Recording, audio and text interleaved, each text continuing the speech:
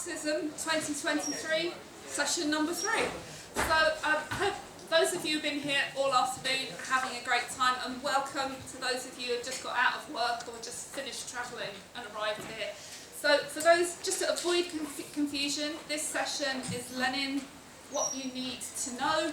Very pleased to have Hector Sierra here to give the meeting. Hector is a member of the Socialist Workers' Party Central Committee. Is based in Glasgow. I'm very pleased to be assigned to this meeting because my resolution for this year was to catch up on my Lenin, and I've been woeful. So my name, did I say who I was? My name's Claire, I'm from Sheffield Socialist Workers' Party. I'm going to be your chair for today. So we're going to hear from Hector for about half an hour, and then we're going to open that into further discussion. I'll tell you how that works when we get there. So, Hector, what do we need to know? Okay. Well, I think Claire's... Can you hear me okay if I speak like this from here? Yeah? At the back, yeah? I think Claire's resolution for the year, yeah, is an excellent one, because we do need to learn a lot more about Lenin in the movement. Especially now that the class is beginning to rise. We're seeing more strikes in Britain, but also internationally there's an exciting context of also resistance in France and many other countries. Of course, Lenin is one of those names that are very profoundly associated with Marxism. But at the same time, it's probably one of the most, if not the most, misunderstood and contested within the Marxist tradition. You can be a Marxist and you can pursue a very successful career in academia. Try to be a Leninist and it will be a very different matter. There's a reason for that, yeah?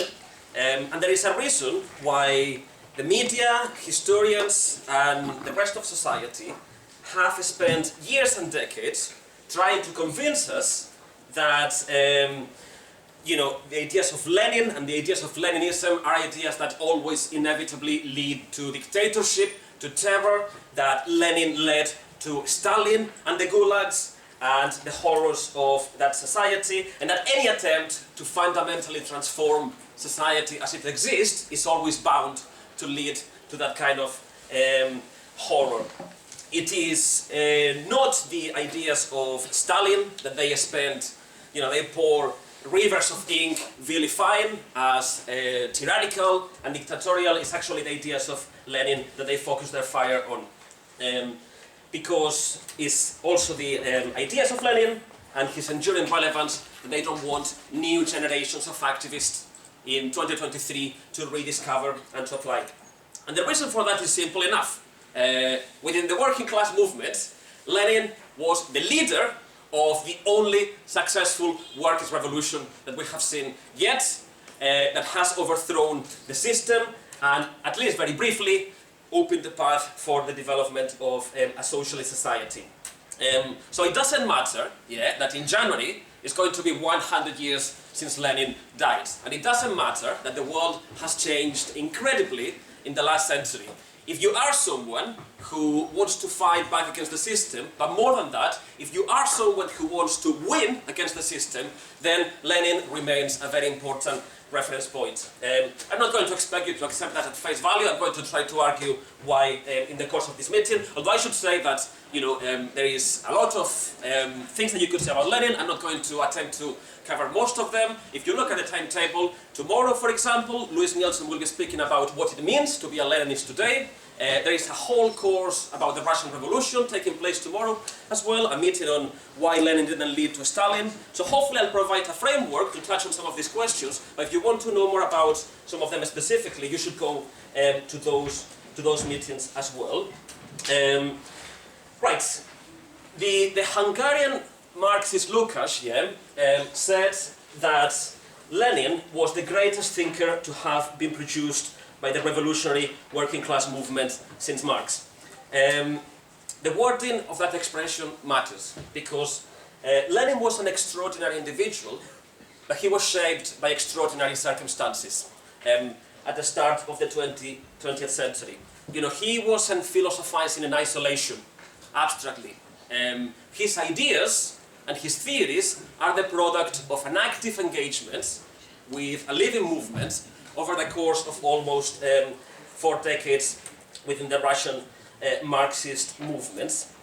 And you know, there's lots of biographies that you can read to learn more about this. If you're an activist, I would argue that the most important one is Tony Cliff's 4 volumes biography of Lenin, which you can find from bookmarks, as well as a lot of other great literature.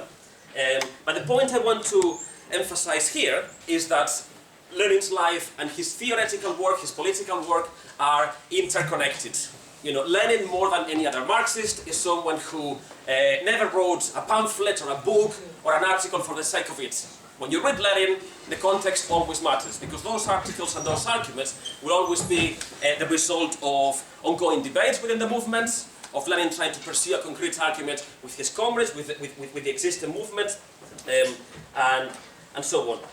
Now, Lenin was born in 1870, in what at the time was the vast Russian Empire, controlled by the Tsar, the Russian Empire, the Russian monarch, if you want, without any kind of parliamentary democracy, in a country that was still largely a peasant economy, with very little centralization and so on.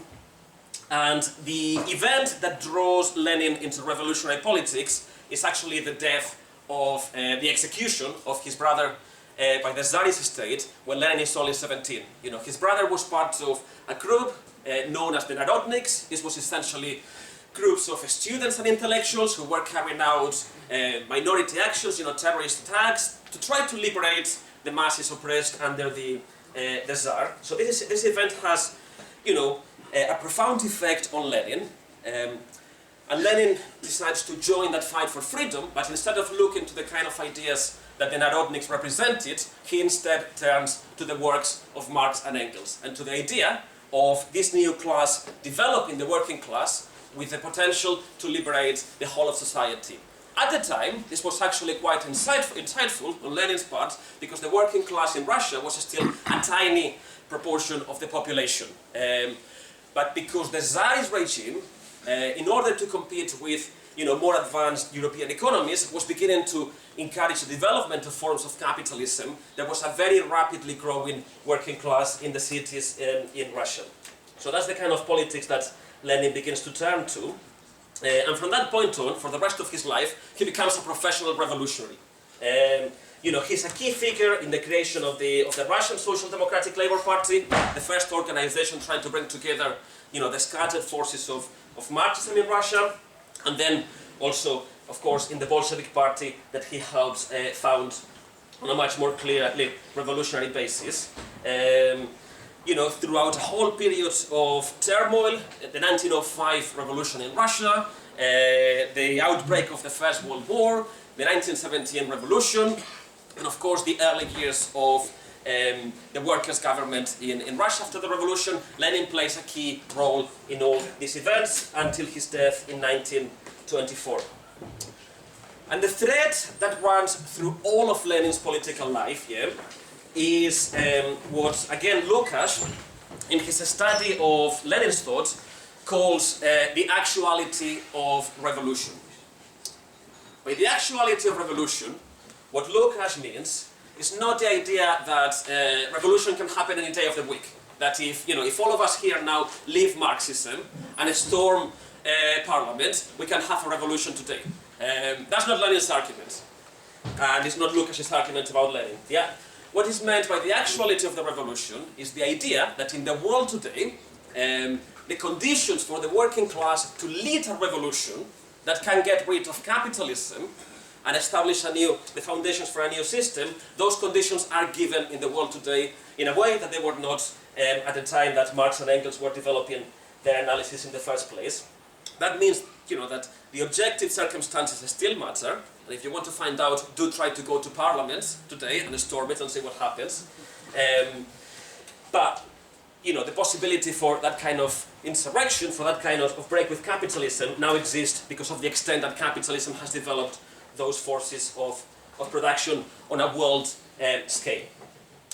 Now, secondly, following from that actuality of the revolution, Lenin, following Marx, argues that the agent to bring about such a revolution is the working class.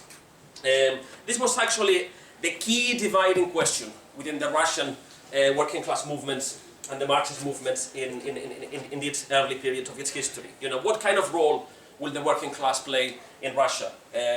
Is it strong enough to lead a revolution? Will it be subordinated to the liberal bourgeoisie that is still fighting the old feudal regime? And, you know, although Lenin took part in these debates, and again there's no time to go into all the detail of them, Lenin at this point, you know, wasn't convinced that the possibility of socialism still existed in Russia. You know, he thought that the upcoming revolution would be a revolution that would create the basis of capitalism and in turn the basis for socialism. But he was convinced that even if that was the case, the working class was to play a fundamental role in any revolution in Russia. So something he emphasizes is the idea of independent working class action. Okay, the idea that the working class, if their interests are not to be subordinated to the interests of other classes, you know, the peasantry or the liberal bourgeoisie or anyone else, they need to develop their own policies and they need to have their own forms of organization. So in this meeting, I'm going to focus on what I think for us today are the three more important analyses or theories that Lenin develops, you know, taking this standpoint of both the possibility of revolution, but also the fundamental role of the working class. So I'm going to talk about his theory of organization, his theory of imperialism, and his theory of the state. Okay? In the area of organization, of how Marxist, of how socialist should be organized to fight for change, Lenin makes some of his most novel and important contributions, yeah? Because, you know, it's important to say, by the way, that, you know, it's not as if Lenin, you know, created this blueprint that socialists have to follow. Lenin actually emphasizes the importance of flexibility around this question. You know, he argues that how socialists organize is something that has to adjust to the concrete circumstances they're operating in. You know, think, for example, he was most of his life operating under the Tsarist police state with, you know, high levels of repression, with very few democratic rights. Britain in 2023 is a very different society, and it would be silly to pretend that the kind of organization we need should be exactly the same. But what makes the insights of Lenin into the question of organization really important for us is that he is the first Marxist that approaches this as a political problem, okay? Not just as a practical question. Marx and Engels, you know, had spent significant periods of their lives when the struggle was on the rise, involved in processes to build socialist organization, but they never developed a systematic understanding of this question on a political basis. This is what Lenin begins to do in the early 20th century. Because Marx and Engels hadn't done this, different approaches to the question develop within the working class movement.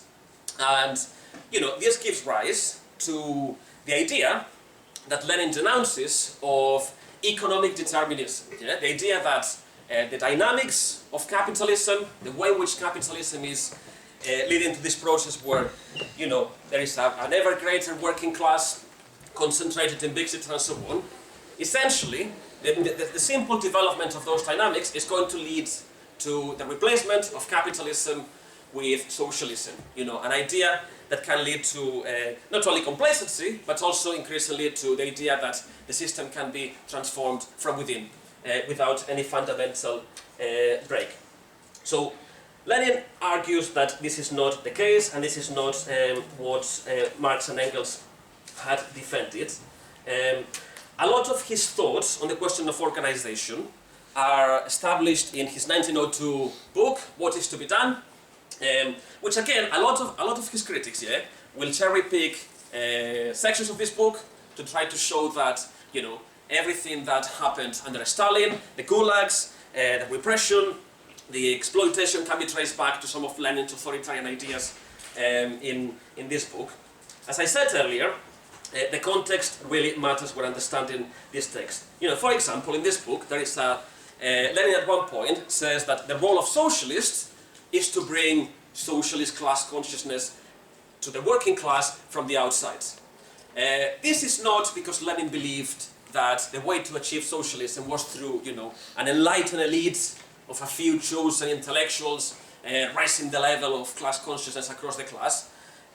Lenin is actually pursuing an argument with those sections of the movement that, as I said, believe that the basic dynamics of capitalism were enough to bring about the overthrow of capitalism.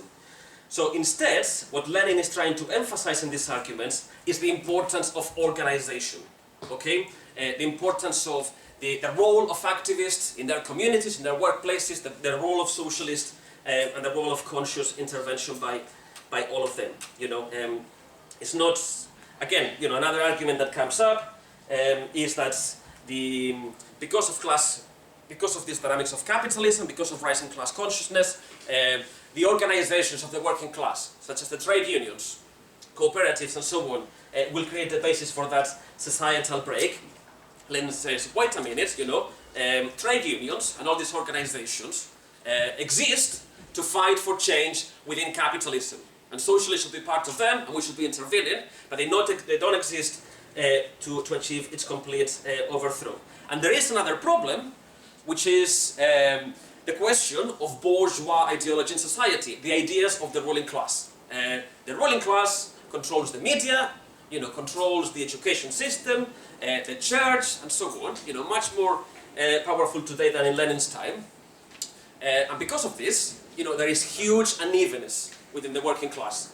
Some workers have been involved in strikes, in different forms of a struggle. They have broken with most of the ideas of the ruling class. Other workers may have broken with some of them, but they still believe in some of the others. And some other workers may still be, you know, fully embracing those ideas coming from the top. So for Lenin, the role of organization, the role of a revolutionary party, is to be the instrument of the working class to overcome this unevenness. You know, to begin to bring together all those scattered elements of the working class that have broken with those ideas and can begin to act not as individuals, but as a collective. Because Lenin also recognizes, yeah, that if you know, the capitalist ruling class has huge concentration of power in their hands. And if we're going to rival that, if we're going to match that, we need to have similar levels of concentration of our own strength and our own power within some form of organization. Right. So that means, yeah, that the kind of party and the kind of organization that Lenin was advocating for had to be one that was based on a strategy, on thinking through how to intervene, how to relate to the living struggles by workers, what is happening across society. It had to be a party always ready, yeah, to seize every opportunity to improve the circumstances for our side, to wage war on the other side, but also to exploit every single possibility to weaken the other side, the side of the ruling class. And this means two things in Lenin's model. Yeah? Firstly, yeah, such an organization has to be effective, but also has to be democratic at the same time. It's got to be democratic, Lenin argues, because the party doesn't have all the answers. The party is still part of the working class, and it has to learn in the course of engaging in these struggles. And to do that, open debate is necessary. At the same time, this kind of organization that can seize every opportunity cannot be paralyzed all the time by endless abstract debates. And this is the essence, really, of democratic centralism. You know, the Leninist model that is continuously vilified by the media and in academia as some form of undemocratic mechanism of organizing. But in reality, yeah, the basic idea behind democratic centralism is that members of such an organization can come together, can have free debate and free discussion, but at the end of the process, you know, democratically they will make decisions, and then those decisions will be implemented by the whole of the organization. They will all be bound by those decisions that have been democratically taken by all. At the end of the process, you know, they can come together again, they can assess if the decisions taken were correct or incorrect, but the point is that you can only test those ideas in practice if you've got every single member pushing in the same direction and not in opposite directions. The second thing underpinning this model that Lenin develops is what has been called the primacy of politics, okay, which can sound really counterintuitive if you're new to the ideas of Marxism, because you will have heard at the meetings today that for Marxists, there is something that we call the economic base in society that influences what happens at the top of society, the superstructure in terms of politics, ideology, and all those structures that develop. Lenin argues, that this can be approached in a very crude way by what at the time was called vulgar Marxism. Without seeing the economic base of society, determining in a mechanical way what's happening in terms of politics and so on. And Lenin says, that in reality the interaction between the two is much more complex than all of that. He actually describes politics as the most concentrated expression of economics. And what he means by that really is that politics and the such are shaped and they are limited by the capitalist base of society, but do not simply reflect that economic base. There is greater scope in society for the role of the individual, for the struggle between parties and between ideologies and so on. Concretely, what this primacy of politics means is a much broader understanding of the class struggle. For Lenin, the class struggle is not simply what happens in the workplace. The economic exploitation that the worker suffers at the hand of their employer. The worker, Lenin argues, is confronted by the totality of capitalist society. And this can bring up all sorts of political issues. And, the kind of organization that Lenin defends has to be one that takes up all of these issues and uses them to intensify the crisis of the system and within society. Workers, we argue, have power because of their position within capitalist society, what Marx calls the point of production, and that may be where they hold the most power, but without a political focus, that power can be used against this employer, that employer, but not against to present a challenge to the whole of society. That political focus is necessary, and this is why Lenin famously argues that the model, the ideal of the revolutionary activist is not to be a trade union secretary, but to be the tribune of the oppressed. To be someone who is taking up every issue of oppression arising in society. In the context of Russia, this meant the question of anti-Semitism, the question of women's oppression, the religious and national freedoms of minorities, and so on. The question of religious and national minorities actually, I think, illustrates the Leninist approach very well, because under the Tsarist Empire, there was a whole number of national minorities whose rights were, undermined and denied by the Tsar. Lenin argues that, Russia is the prison house of nations, and what the Bolsheviks argue is for the defense of the right to self-determination by all these nations. Not simply on a moral basis of, this is a very nice democratic right that we should support, but as a concrete mechanism to try to break the hold of the ruling class ideology on workers. If workers in the oppressor nation can be won over to support the rights of those workers in the oppressed nation, they will break with that ideology. But also workers in that oppressed nation will begin to realize that workers in Russia are not the problem is the Tsarist ruling class that is also exploiting those Russian workers. So you can see that this model, is very different from the caricature of, wait for the revolution to happen. It's a model that advocates, the idea that socialists have to be involved in every single struggle that emerges within society. But ultimately, all those struggles have to be subordinated to a vision for, a revolutionary break with the whole of society. Now, in the time I have left here, I want to talk about the key test that this model faced during Lenin's own life, and an example of how that commitment to both the actuality of revolution, but also of the primacy of the working class, could be implemented. The first one is the theory of imperialism that Lenin, alongside Rosa Luxemburg, Bukharin, and many other Marxists, developed. Yeah? Which is more than, you know, a guide for anti-war activity, is a whole contribution to the Marxist economic analysis of capitalism in the period after Marx and Engels. Because see, in 1914, war breaks out between the major European powers. You know, you've got the situation with Britain, France, and Russia on the one side fighting against Germany and Austria. And this had been a possibility that had been discussed very widely within the socialist movement. You know, the Second International, which Lenin was part of, as well as, you know, bringing together all the socialists in the world at that point, had passed resolutions committing themselves to opposing war and so on.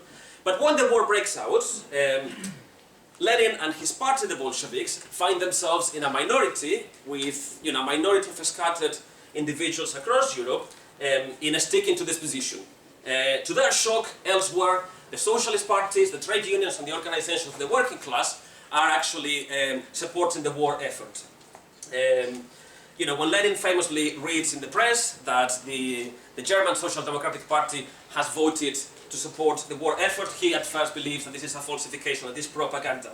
He cannot believe that socialists are actually calling for workers in their own countries to go into war, to go into the trenches, and to kill workers in other countries.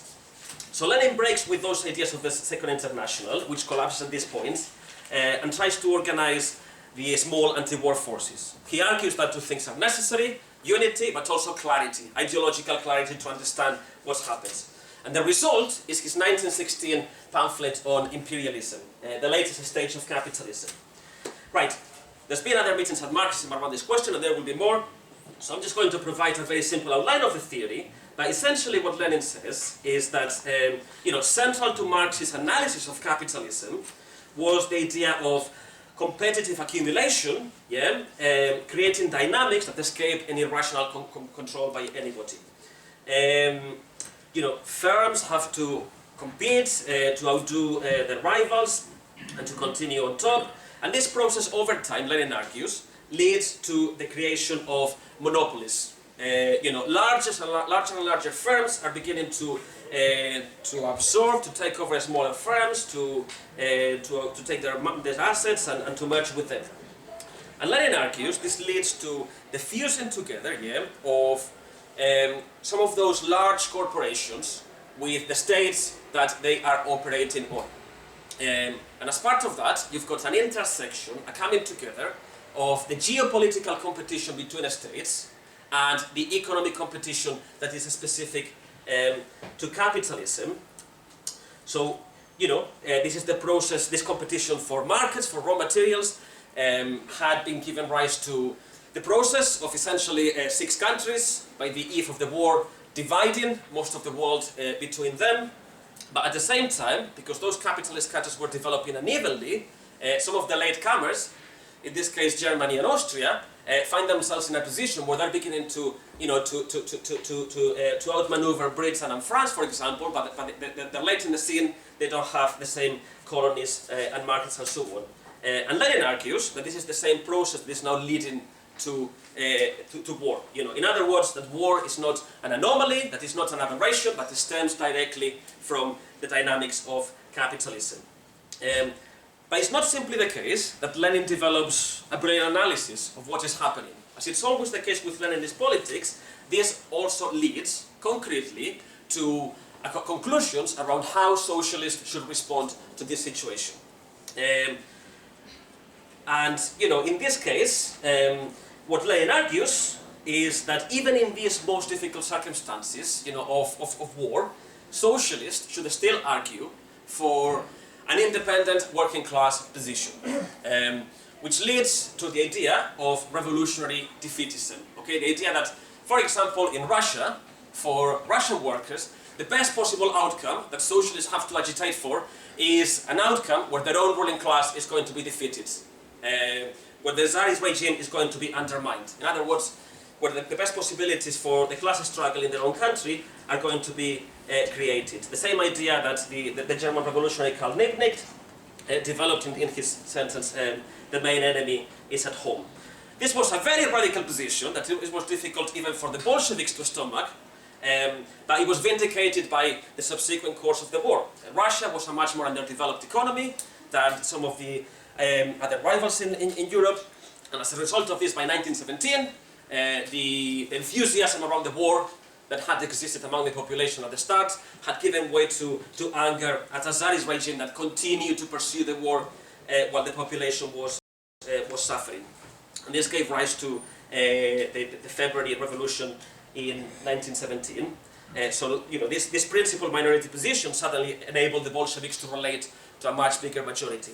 Right, I'm going to go over a few minutes, but I think it's important, if that's okay, Chair, to talk about the other important test that Leninist politics faced, which is how Lenin advanced the Marxist analysis of the state, crucially in his work, The State and Revolution, but also throughout his own practice.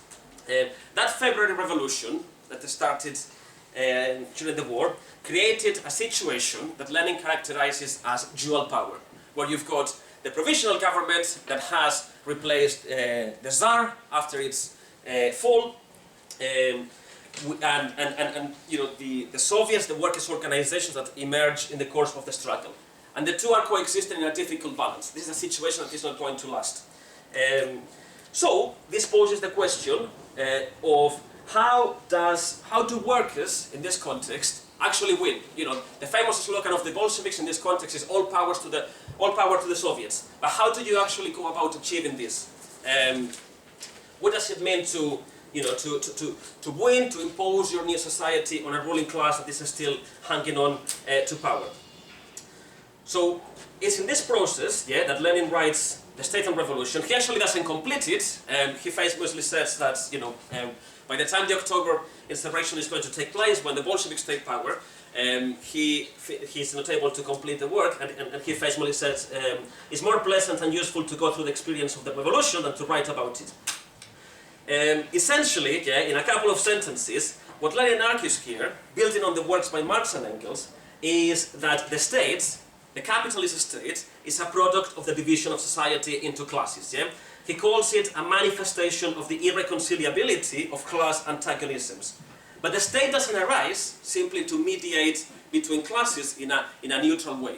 The states, under capitalism or under any class society, mediate between those antagonisms in the interest of the dominant class. You know, it's an organ for the oppression of one class by another. Lenin says, you know, consists of special bodies of armed men, having prisons, etc. at their command. You know, the police, the judiciary, not neutral institutions. You know, mechanisms that the ruling class can deploy to defend their rule. This had actually been the orthodoxy within the socialist movement up to this point, but most socialists, for example in the Social Democratic Party in Germany, had argued that the way to achieve socialism was actually by taking over this state through the winning in elections, in the context of universal suffrage being achieved. Lenin says it is not possible to take over these institutions. The working class has to smash the capitalist state and has to create its own state in its place to impose the new society. This is actually what Lenin means when he's talking about the dictatorship of the proletariat. You know, the basic idea that workers need to develop their own organs of class rule to impose that new society on the ruling class. And, you know, again, the Leninist model in this context of dual power is not to be spectators, to see how things pan out, to let the dynamics of capitalism work themselves out. The Leninist approach is, you know, who is going to win in this situation? Will it be the provisional government or will it be the workers' organizations? And again, this involves a question of political leadership and a question of the importance of the party. The party needs the support of the class to defeat that state, but at the same time the party has to bring all these arguments into the class. It won't happen spontaneously. And that was, you know, Lenin's final insight that I want to finish this introduction with. Okay, that what Lenin is arguing here is that capitalism and its own dynamics can create a revolutionary crisis, but that crisis is not going to automatically lead to any new system or to resolve itself. It can only be resolved either by the defeat of the revolution, by reactionary forces, or by the class organized around a revolutionary party taking power. So let me finish with a quote from Lenin in this period. "It is not every revolutionary situation that gives rise to a revolution. Revolution arises only out of a situation in which the objective changes are accompanied by a subjective change, namely the ability of the revolutionary class to take revolutionary action strong enough to break the old government, which never, not even in a period of crisis, falls if it's not toppled over."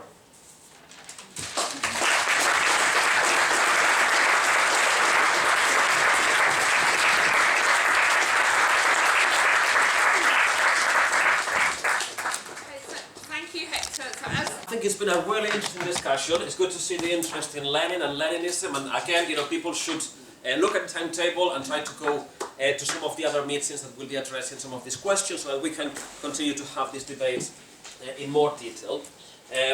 I'm going to try to make 3 broad points, summarizing some of the things that came up in the discussion. I think there were a number of questions along the lines of, in this Leninist model here, to what degree the ends justify the means. I don't want to misconstruct the question. I think there were questions about the use of violence, about the use of compromise and so on. I want to say a couple of things about this. First of all, around the question of violence. Lenin, as part of his analysis of the capitalist state, he does call for a violent revolution. He says very clearly that to overthrow the state is a violent act. But the question that follows from that is, why is it the case that overthrowing the state has to be done through a violent revolution? It goes back to the question of what the state is under capitalism or under any class society. The state is a mechanism that those in power have at their disposal to hold the majority down, to stop us from implementing any change, to defend their interests, to defend their privileges. That includes the police, the army, and all these violent mechanisms. So actually, if you look at the concrete development of any revolution, what you can always see is that the violence doesn't come from our side. And that includes the Russian Revolution, by the way.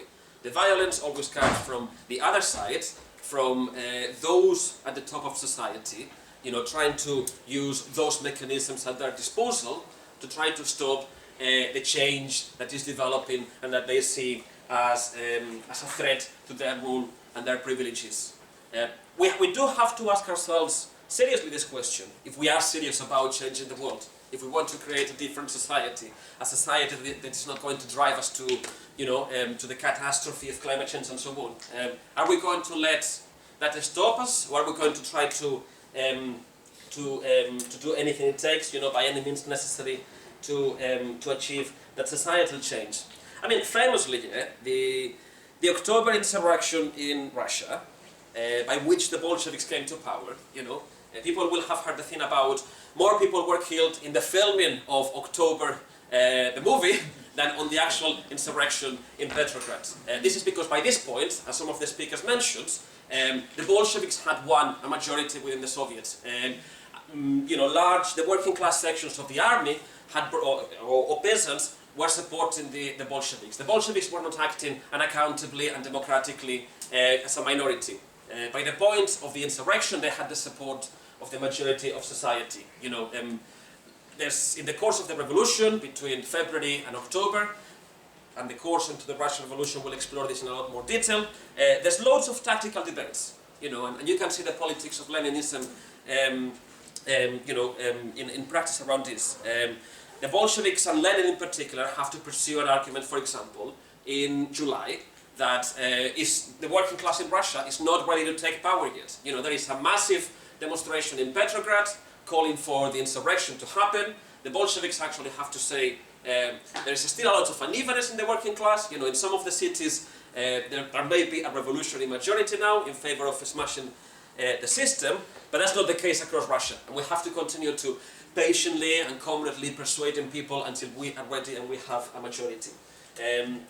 Again, once and again, what you see in many revolutions is that the better organized our side is, actually, the less violence will be necessary, especially if we can win over the majority, including sections of the army in any country, that it is in the interest of the majority of us to change society in that way.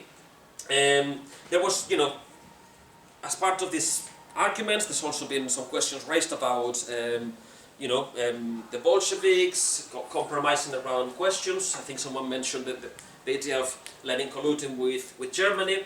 I think what you see in Lenin, is a very strategic approach to the question of compromises. Lenin actually has a series of arguments, and he writes a whole pamphlet around this question with the so-called left-wing communists. People who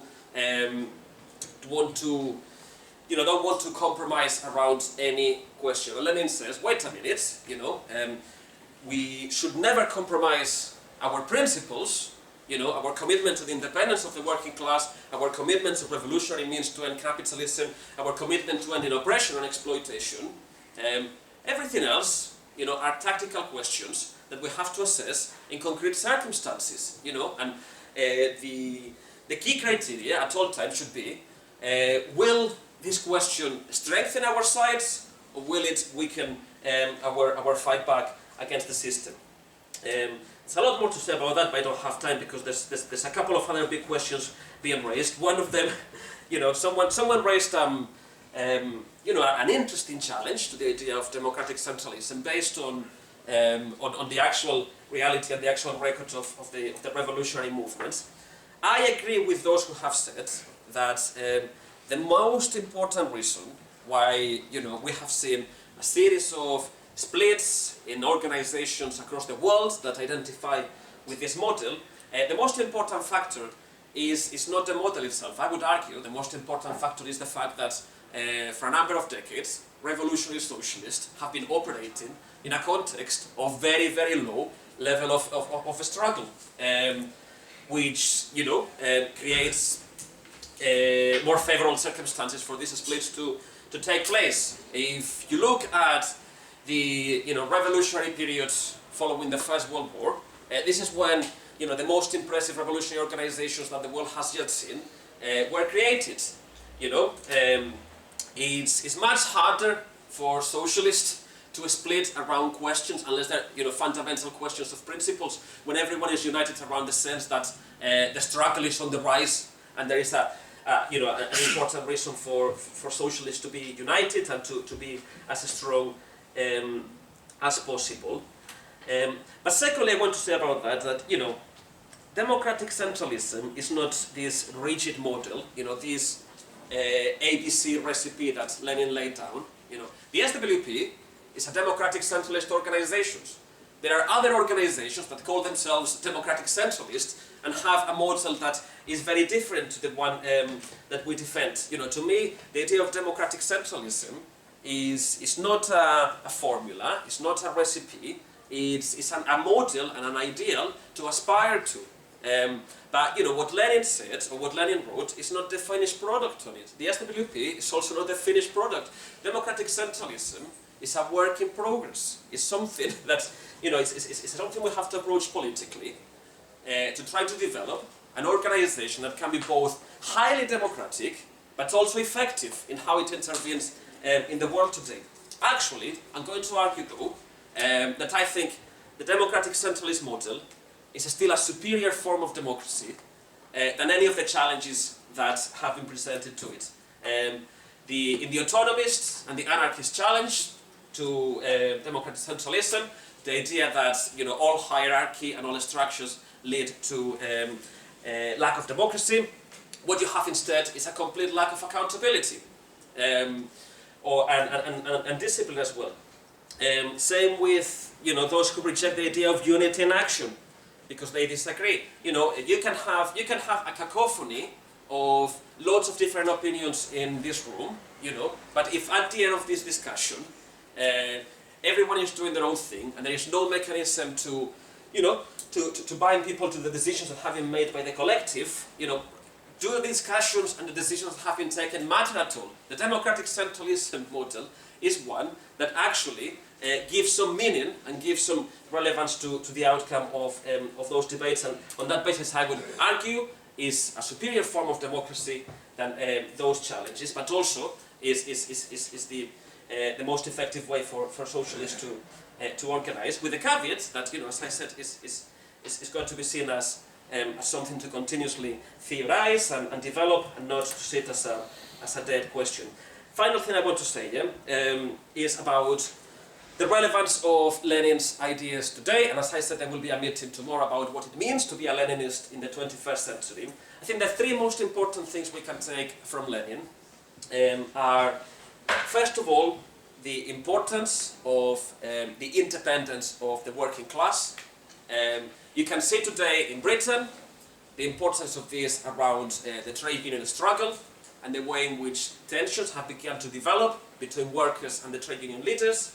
You can see it around how, you know, the continuance of ideas, of nationalist ideas, of racist ideas, imposed from the top of society to divide workers. Workers need to develop their own policies, their own organization, and to fight for that independence.